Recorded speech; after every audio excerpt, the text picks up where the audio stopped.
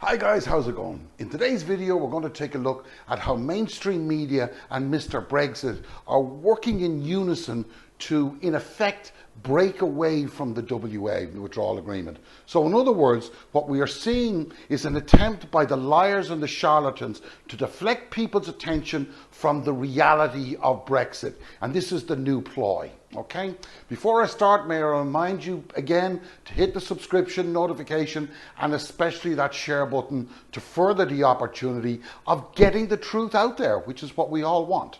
Now, as we've all seen over the last few weeks, some mainstream media have been calling for calm and cooperation with the EU. What has been ignored is how the Republic of Ireland is playing her hand also. So let's go.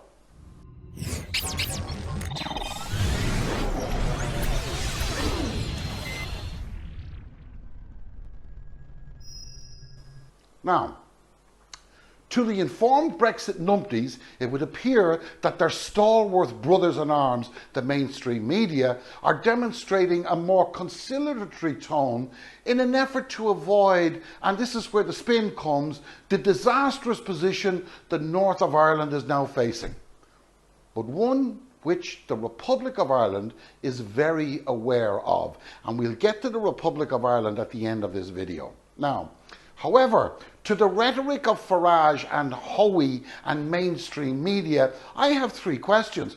The first question is, and I ask, who said it's disastrous?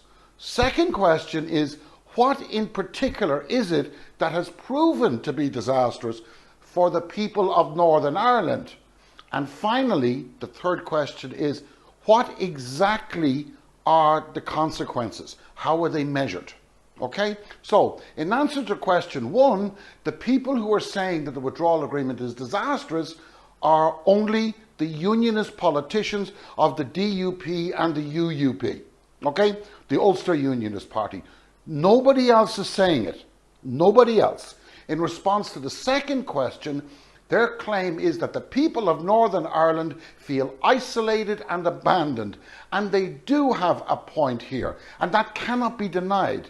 In fact, I will take it a stage further. I'll take that a stage further. I would say that the vast majority of the people of Northern Ireland feel isolated and have been left to their own devices. I'd agree with that. But, and this is a very important bit, that doesn't mean for a single second that they are not able to handle that.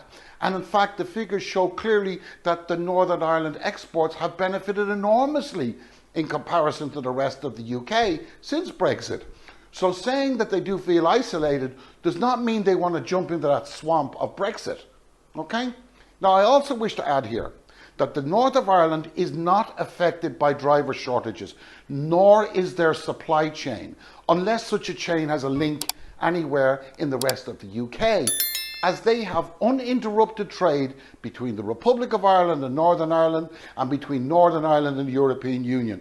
And with the exception of sourcing, seed potatoes and some fresh, not frozen, sausages for one supermarket chain, life, as the big un used to say, my favourite comedian Billy Connolly, life is rather jolly.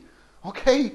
Now, however, that being said, there is opposition and some genuine fear within the unionist ranks as they feel exposed to their arch nemesis. And that is not the EU, that's a united Ireland. But let's be very clear here, and it is a point deliberately ignored by mainstream media and Farage. The majority of the people in the north of Ireland are not opposed to the withdrawal agreement. The majority of the North of Ireland voters were thrown under the Brexit bus, and they know it. Okay? To say otherwise is just a barefaced lie. But there shouldn't be any surprise there, as we have witnessed that crap for God knows how long. Furthermore, so long and so often as the mainstream media rolls out unelected politicians such as Hoey, the more the number of those in the north that are happy as things are and don't wish to go to join the UK ranks, the English ranks, the more those numbers of support for the withdrawal agreement are going to swell. In other words, mainstream media are shooting themselves in the foot, and they're further demonstrating they don't give a shit about Northern Ireland. They just need to deflect away from Brexit. And this brings me to the second question of what exactly is affected. The DUP and the UUP political and financial power base rests almost entirely in the farming community of the north. Though their numbers in terms of bums on seats may be small, their tentacles reach out across the entire 6 counties.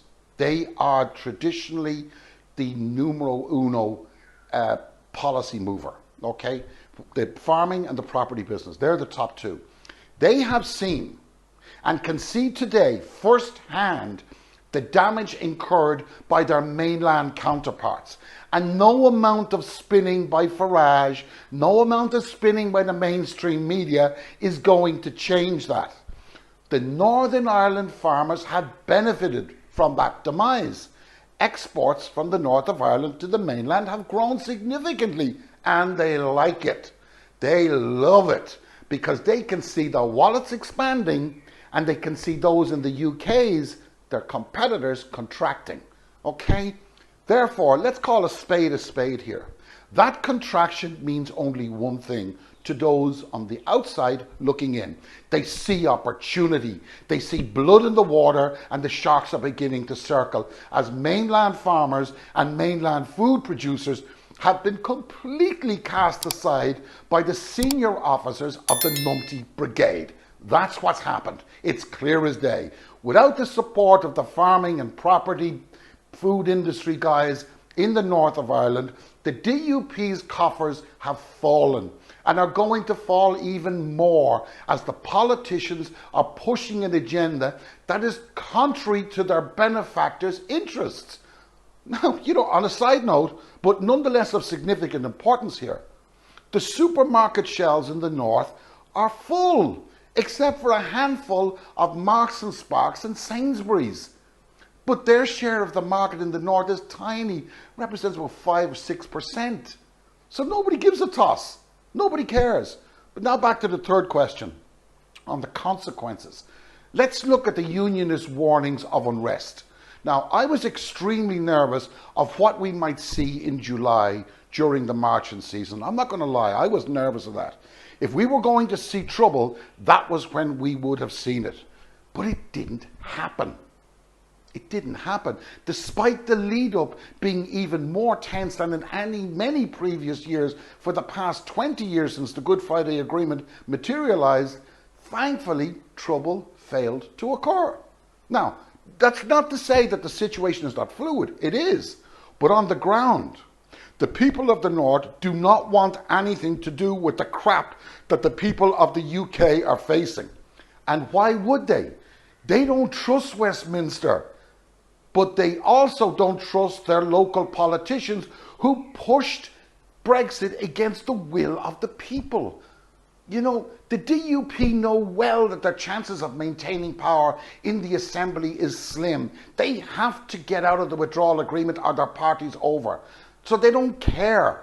Not only have the demographics shifted in favour of a nationalist vote, but those voters within the DUP kind of catchment area, the unionist catchment area, especially the younger ones, are going to see firsthand the impact of Brexit as their life experience expands, as their knowledge becomes wider, as they're exposed to the truth. Politics is a numbers game, and the numbers for abandoning the DUP position in favour of remaining within the customs union and single market are rising. Now, finally, we have the role of the Republic of Ireland. And it's crucial to understand if you wish to remain informed. Crucial. No sooner had the announcement that the UK had abandoned the Erasmus programme, we saw the Republic of Ireland step up to the plate faster than greased lightning and guarantee those students in the north that their benefits would not be affected, as the Republic of Ireland guaranteed North of Ireland students positions to avail of the benefits of Erasmus. This was possibly the smartest thing that Dublin has done. without a doubt, and I'll tell you why. In my honest opinion, it was a masterstroke. It left the unionist position with their mouths gagged and their hands tied.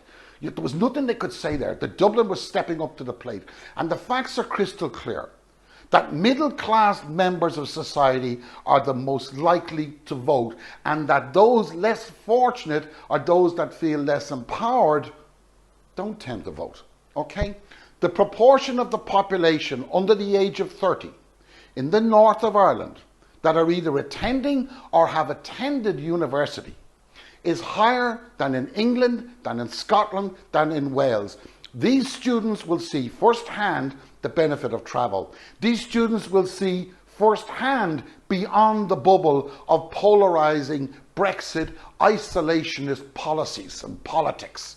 Okay, they will see how the opportunities of Erasmus over their counterparts on the mainland. Now, should just 5% turn away from the unionist vote, it is inevitable the DUP lose all control in the Northern Ireland Assembly. It's inevitable, and it may not even need 5%. It may need none, because the numbers of nationalist votes have already surpassed those of unionist votes. They will not, however, those students, those university grads, will not be as fearful of a united Ireland as others of the older generations may be. The policies of every nation, every democracy, are driven by the thoughts and actions of people who have basically come through third-level education. Though there are some exceptions, I cannot point to any Prime Minister other than John Major or Jim Callaghan that didn't attend university. And I can apply that view to almost the entire front benches that I've ever known. If we leave aside Duncan Smith, of course. However, we've got to take into account that university grads are more exposed to what's going on in the world. They'll make the decision for that. That's the future for the north of Ireland. And no university graduate, no person with a brain that's informed would vote for the carnage that Brexit has delivered, continues to deliver, and promises to increasingly screw up things for the British people. Thanks for watching. See you on the flip side. Don't forget the bell, subscribe, and all that. You take care.